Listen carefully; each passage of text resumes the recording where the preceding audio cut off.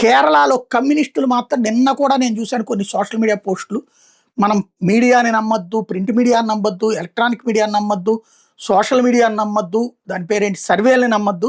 మనకు తెలుసు అక్కడ అద్భుతమైన పాలన అందించాం, దేశంలోనే నెంబర్ 1 పాలన అందించాం, కమ్యూనిస్టుల పాలన ఎంత అద్భుతంగా ఉంటుందో చూపించాం, కాబట్టి వీళ్ళెవ్వరిని నమ్మొద్దు, ఖచ్చితంగా విజయం మనదే అన్నటువంటిది రాసుకొచ్చారు అంతా కూడా. తీరా చూస్తే ఇప్పుడు కమ్యూనిస్టులకి తుది వీడ్కోలు పలికారు అక్కడ. మళ్ళీ రేపు 5 ఏళ్ల తర్వాత వస్తేమో చెప్పలేము. బట్ దేశవ్యాప్తంగా బెంగాల్లో సుదీర్ఘకాలం పాటు పరిపాలించిన కమ్యూనిస్టులు అక్కడ తుడుచుకుపోయారు. ఆ తర్వాతన త్రిపుర తుడుచుకుపోయారు.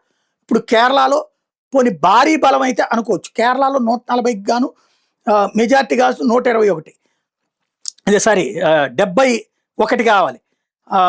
అయితే 96 యూడిఎఫ్కి వచ్చినాయి, 96. ఎల్డిఎఫ్ కేవలం 42, 71 దాదాపు సగం దగ్గరకు వచ్చింది. అది 96లో సగం దగ్గరకు వచ్చింది. అది 45 వేస్తే సగం అవుతుంది, డబుల్ అవుతుంది. 42 అంటే సగానికంటే తక్కువ ఉంది. బీజేపీ అక్కడ 2 స్థానాల్లో ఉన్నటువంటి. ఓవరాల్గా కేరళలో కమ్యూనిస్టులు అనుకోలేదు అది, వాళ్ళు కూడా ఇంత దారుణ పతనం నెక్ టు నెక్ అనుకున్నారు. ఈవెన్ మన ఎగ్జిట్ పోల్స్, ప్రీ పోల్స్ కూడా ఓ 10-15 తేడా చెప్పారు అటు ఇటు. కానీ ఇంత దారుణమైనటువంటి పరాజయం కమ్యూనిస్టులు కూడా ఊహించలేదు.